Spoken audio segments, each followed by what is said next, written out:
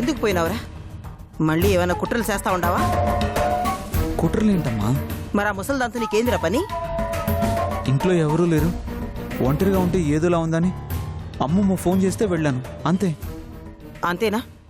లేక మా ముందు మారినట్టుగా నటించి నమ్మక ద్రోహం చేయడానికి యోచన చేస్తా ఉండవా?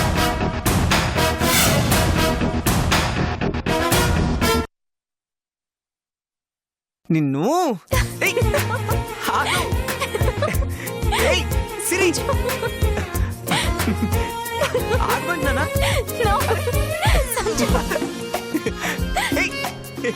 సిరి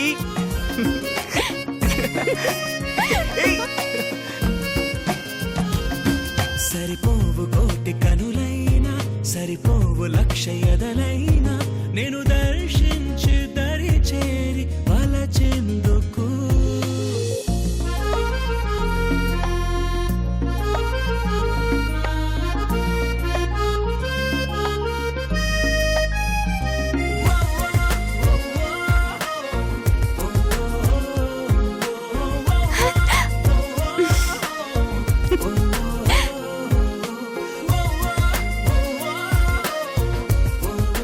నన్నే ఆట పట్టిస్తావా? నిన్ను ఏం చేస్తావు? ముద్దపప్పు అన్నావుగా, దానికో కొమ్ము పెడతా. అంటే అంటే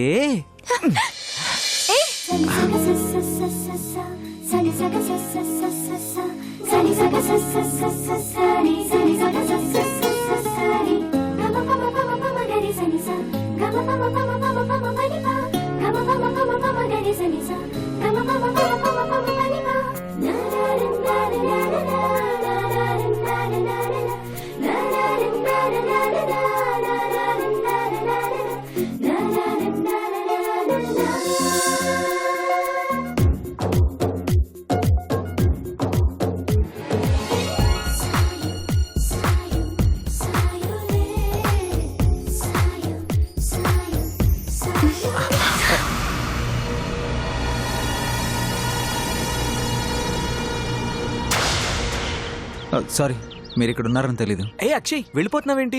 నేనెందుకు మీ మధ్యలో? హే రా అక్షయ్.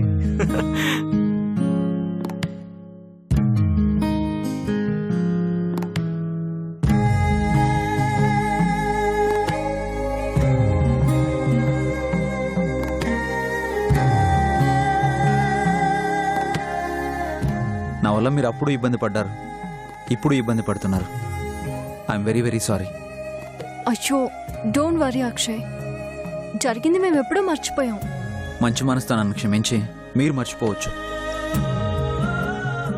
కానీ చేసిన తప్పులు నేను మర్చిపోలేను.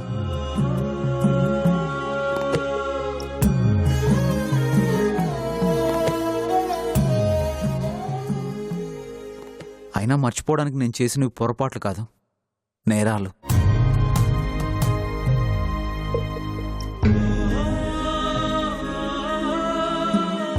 నా ఈగోని హర్ట్ చేశారన్న చిన్న కారణాన్ని అడ్డు పెట్టుకుని మూర్ఖంగా ప్రవర్తించి మీకు నరకం చూపించాను.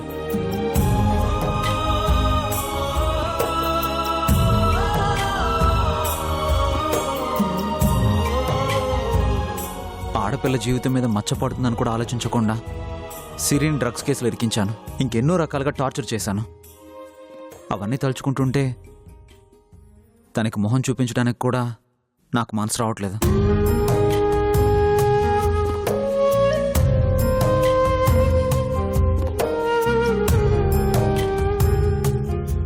నిన్ను ఎన్నిసార్లు క్షమాపణ అడిగినా నేను చేసిన తప్పులు చెరిగిపోవు సిరి.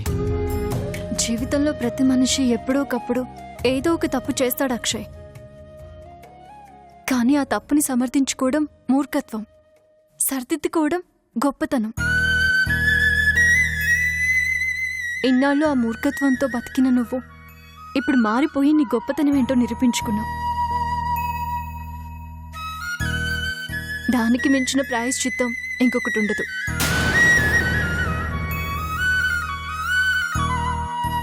అవునక్షయ్, మారడానికి నీకు దొరికిన అవకాశాన్ని నువ్వు వినియోగించుకున్నావు. నీ తప్పు నువ్వు తెలుసుకున్నావు, అది చాలు.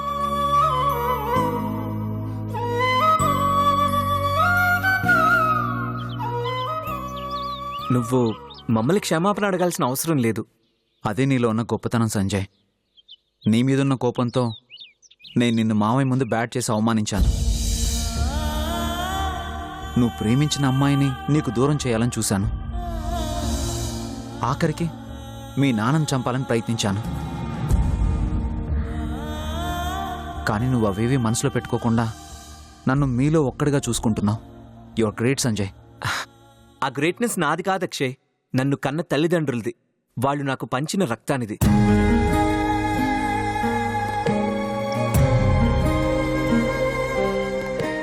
అయినా పుట్టుకతోనే ఎవరూ చెడ్డవాళ్ళో గొప్పవాళ్ళో అయిపోరక్షయ్.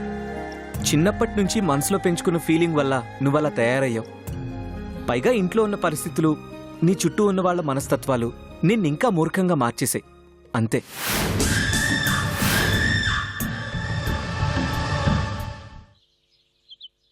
ఇంద్రాణి పిన్నిలో ఇప్పుడొచ్చిన మార్పు నువ్వు రాకముందే వచ్చుంటే నువ్వు మంచేదో చెడేదో తెలుసుకునేవాడివి.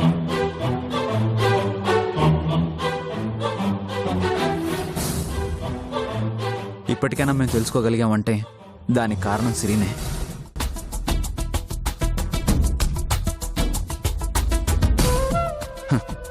ఎన్ని కష్టాలు ఎదురైనా ధైర్యంగా ఎదుర్కొని పోరాడింది కాబట్టే మాలో మార్పు తీసుకురాగలిగింది.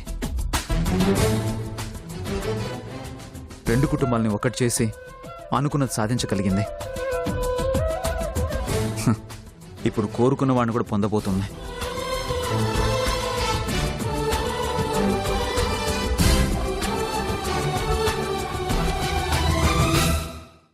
ఇంతకుముందు నేను సాధించాలన్న కసితో నీ మెళ్ళ తాళి కట్టాలనుకున్నాను. కాబోయే పెళ్ళానువని, నా కాలి కింద బతికే బానిసవని ఏదేదో మాట్లాడి నీతో చాలా వైల్డ్గా బిహేవ్ చేశాను.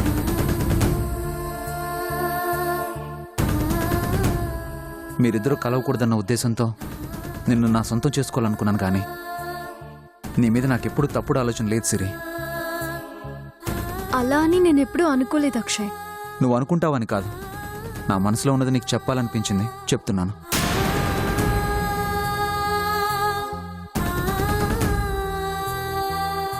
ఇంతకుముందు మీరిద్దరూ కలవకూడదని ఎంతగా కోరుకున్నానో ఇప్పుడు మీరిద్దరూ ఒక్కటైతే చూడాలని అంతగా ఆశపడుతున్నాను.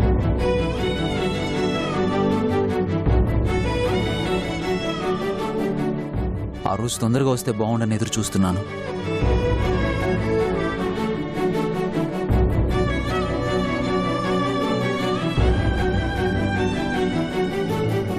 మీ పెళ్లికి అడ్డుపడ్డ నేనే ఇప్పుడు దగ్గరుండి మరి మీ పెళ్లి పనులన్నీ చూసుకుంటాను.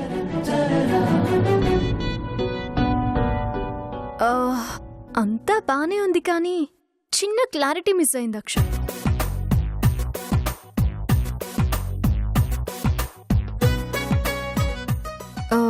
నువ్వు పెళ్లి కూతురు తరఫునుంటావా లేక పెళ్లి కొడుకు తరఫునుంటావా?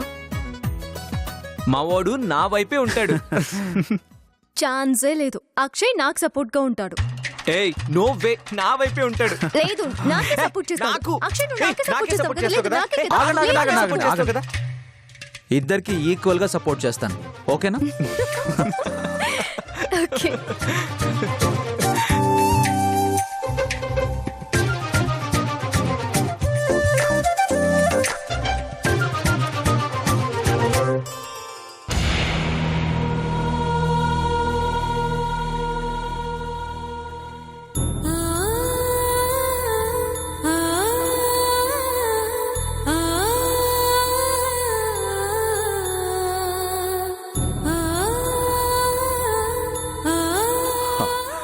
ఇంద్రాణి, అందరూ హాల్లో ఉంటే నువ్వెక్కడ కూర్చుని ఏం చేస్తున్నావు? పద వెళ్దాం. పద.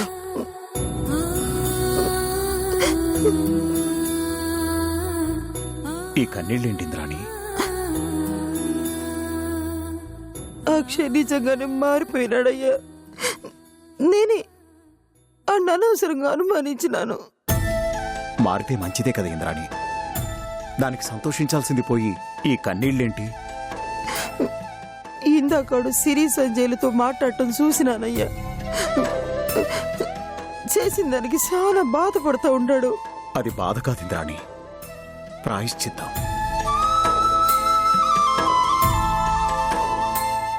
నిజంగా వాడు చేసిన తప్పుల్ని తెలుసుకున్నాడంటే వాడిలో మార్పు మొదలైనట్టే. ఇంత తొందరగా వాడు మారినందుకు ఆనంద భాష్పాలు రావాలి గాని కన్నీళ్ళు ఎందుకు వస్తున్నాయి? అసలు వాడట తప్పుడు మనిషిగా తయారవ్వడానికి కారణం నేనే కదయ్యా.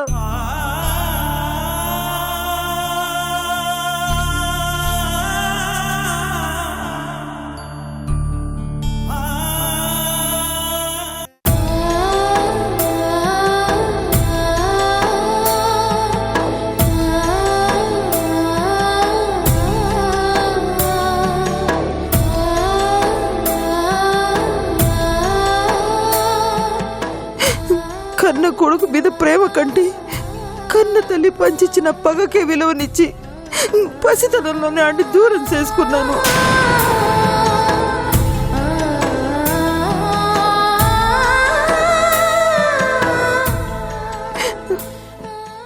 ప్రేమ ఆప్యాయతల విలువ తెలియకుండా చేసినాను.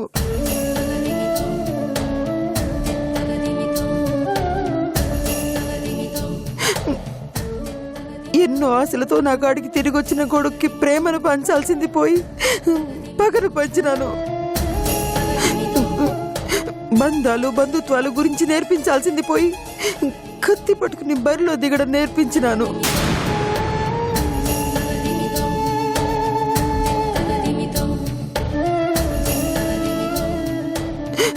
చేతులారా నా కొడుకు జీవితాన్ని నేనే నాశనం చేసినాను.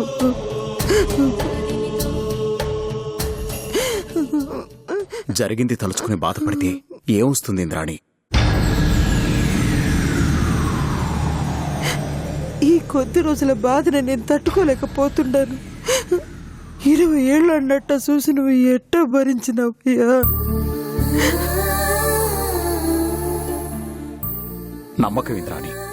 ఎప్పటికైనా ఆ దేవుడు న్యాయం వైపే ఉంటాడన్న నమ్మకం. ఇలా అందరం కలిసి ఉండే రోజు తప్పకుండా వస్తుందన్న నమ్మకం. ఈ రోజు కోసమే 20 ఏళ్లు అందరికీ దూరంగా బ్రతికాను.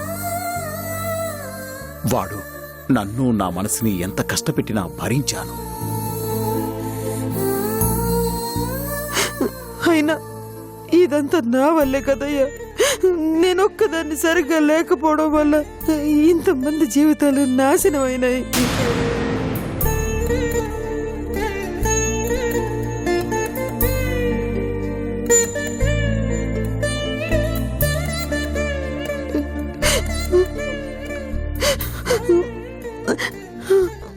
ఇప్పుడంతా సెట్ అయిపోయింది కదా, ఇంకెందుకు బాధ?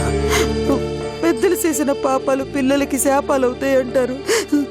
నేను చేసిన పాపం వల్ల నా కొడుకు జీవితం బలైపోయినదయ్యా.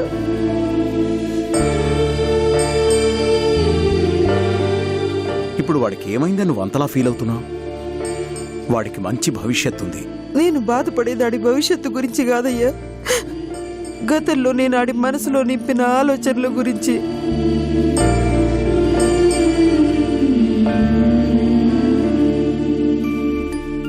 నా అన్న నేను గీసిన గీత దాటడన్న అహంకారంతో సిరిని నా కోడలుగా చేసుకోవాలనుకున్నాను. అక్షయ్కి ఆలోచన లేకపోయినా బలవంతంగా కల్పించినాను.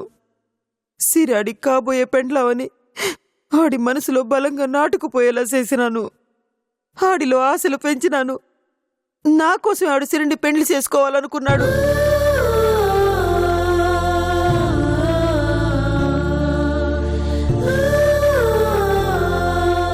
సిరి పెండ్లి విషయంలో నేనే ఆడి మీదకి తిరగబడినాను.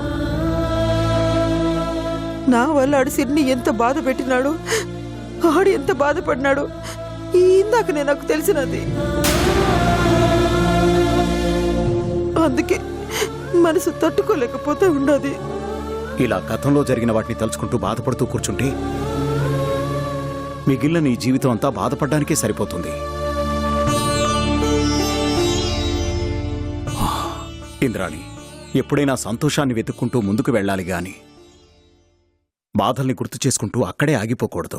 అయితే సిన్నోడి జీవితం సంతోషంగా మారుద్దాం అయ్యా. అంటే ఆడికో మంచి సంబంధం చూసి పెళ్లి చేద్దాం. ఆడి చేత ఓ కొత్త జీవితం మొదలు పెట్టిద్దాం. వాడు పూర్తిగా మారాడన్న నమ్మకం నాకు కలిగినప్పుడు తప్పకుండా ఆ పని చేస్తాను. అంటే నా కొడుకుని ఇంకా అనుమానిస్తా ఉండవా? పిచ్చిదానా, అది అనుమానం కాదు. కొడుకు మళ్ళీ ఎక్కడ తప్పటడుగు వేస్తాడో అన్న భయం. నాకైతే ఆడి మీద పూర్తిగా నమ్మకం కలిగినది. ఆడింకెప్పుడు తప్పు చేయడు.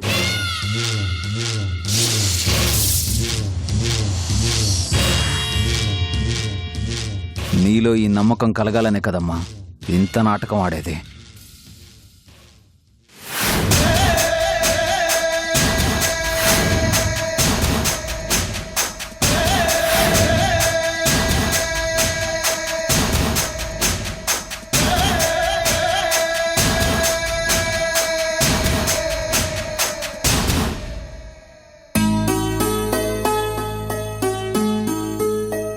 సిరి, సంజుకి నేను చేసిన పిండి వంటలు బాగా నచ్చినాయంట, కాబట్టి మళ్ళీ చేస్తాను. నువ్వే పోయి ఇచ్చొద్దు గాని, సరేనా? నీ చేత్తో చేస్తే ఏదైనా అదిరిపోవాల్సిందే కదమ్మా. ఏంది తీసుకుపోయినవన్నీ బాగా తినబెట్టొచ్చినారా? ఏ నువ్వు కడగడానికి సిద్ధంగా ఉన్నావా?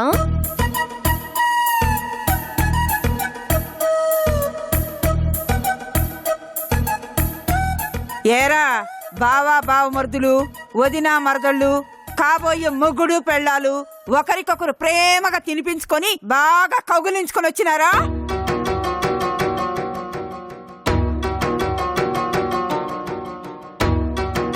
మేమేం చేస్తే నీకెందుకు నానమ్మా? ఆ ఇంటి విషయాలు వినడం నీకు నచ్చదు కదా. ఆ ఇంట్లో వాళ్ళు ఎట్ట చేస్తే నాకేంది? ఈ ఇంట్లో ఒక ముసలి పడి ఉండాది, దానికి ఒక ముద్ద పెట్టాలన్న ఇంగిత జ్ఞానం మీ అమ్మకి లేకపోయింది. అన్నా చెల్లెళ్ళు కలిసిపోగానే ఓ డబ్బాలకు డబ్బాలు మోసుకుపోయారు గాని ఇంట్లో ఉన్న అత్తకు కూడా ఓ ముద్ద పెట్టాలన్న ఆలోచన లేకుండా పోయినా దీనికి.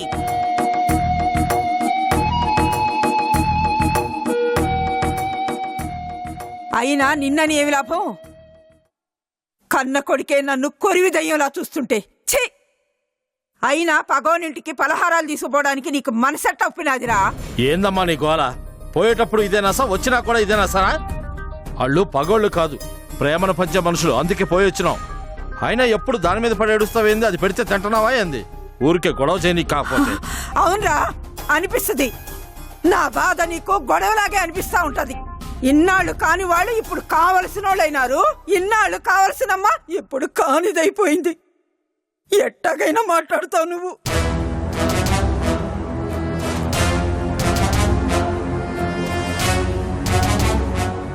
అయినా నువ్వెట్టాకు పెళ్ళాం చాటు మొగుడు అయిపోయినావు. నీ మీద నాకు ఆశ ఏనాడో చచ్చిపోయినది. కడుపులో పెట్టుకుని చూసుకున్న కూతురైనా కడదాకా నాకు తోడుంటాదనుకున్నాను.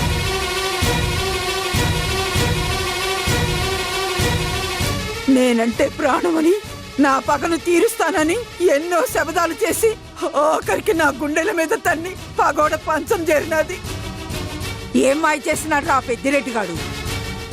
పులిలా బ్రతికిన మిమ్మల్ని పిల్లులుగా మార్చేసినాడు. మా అన్నకి మాయలు మంత్రాలు జాతగావు.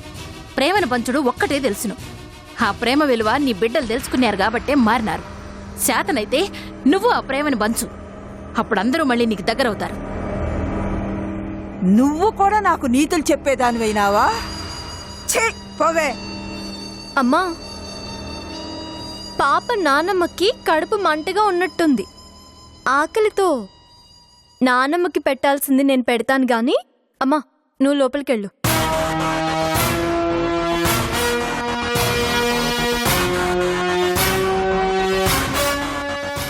నానమ్మా తెగరెచ్చిపోతున్నావు? ఓ, ఈ ఇంట్లో నీ పెత్తనం తగ్గిపోతుందని ఫీల్ అయిపోతున్నావా? హే, నీతో నాకేంటే? అసలు ఇదంతా నీ వల్లే వచ్చింది. నువ్వు పుట్టకపోయి ఉంటే నా కొడుకు కూతురు మారిపోయేవాళ్లే కాదు. ఆ ఇంగ్లీష్ చదువులు చదివొచ్చి ఇంట్లో వాళ్ళందరినీ విడగొట్టి చచ్చినావు. నువ్వు రాకముందు మీ అమ్మ నా కాళ్ళ దగ్గర కుక్కలా పడి ఉండేదే. నోరు తెరిచి ఒక్క మాట మాట్లాడినా నా కొడుకు దాని చెంప చెళ్ళు అనిపించేవాడు. అట్లాంటిది ఇప్పుడు దాన్ని కొంగబట్టుకొని వెళ్తా ఉండాడు. దాన్ని చూసుకొని మీ అమ్మకు కూడా నోరులేస్తా ఉండాది. నా మాట అంటే లెక్క లేకుండా పోయినది. అసలు దీనంతటికి కారణం నువ్వేనే దరిద్రపు కొట్టుదానా. నువ్వు సుఖంగా ఉండడం కోసం నా ఉసురు పోసుకున్నావు కదే. నువ్వెట్టా బాగుపడతావో నేను చూస్తానే. నువ్వు అసలు సుఖపడ.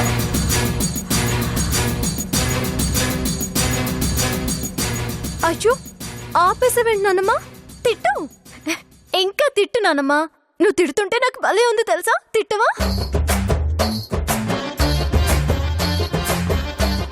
పెద్దవాళ్ళ తిట్లు దీవెనలా మారతాయంట.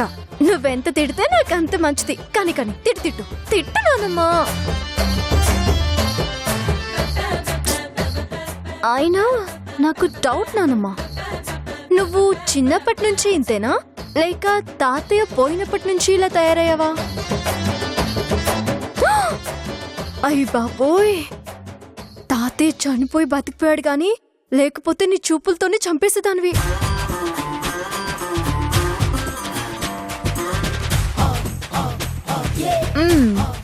నానమ్మ, అవును తాతయ్యకి సరసమాడే ఛాన్స్ అయినా ఇచ్చావా లేకపోతే అప్పుడు కూడా ఇలాగే చిట్టుపట్లాడేదావా?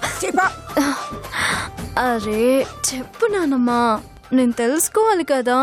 వదలవే వదల. సిగ్గులేని జన్మాని, సిగ్గులేని జన్మ.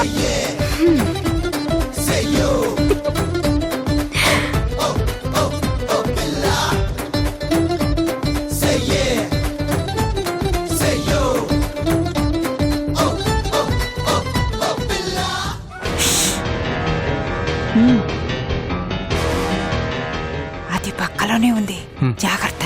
సరే అమ్మా. వెళ్ళు.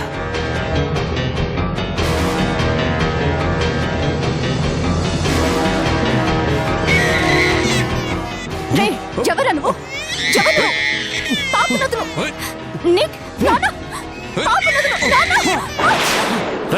ఎవరా నువ్వు?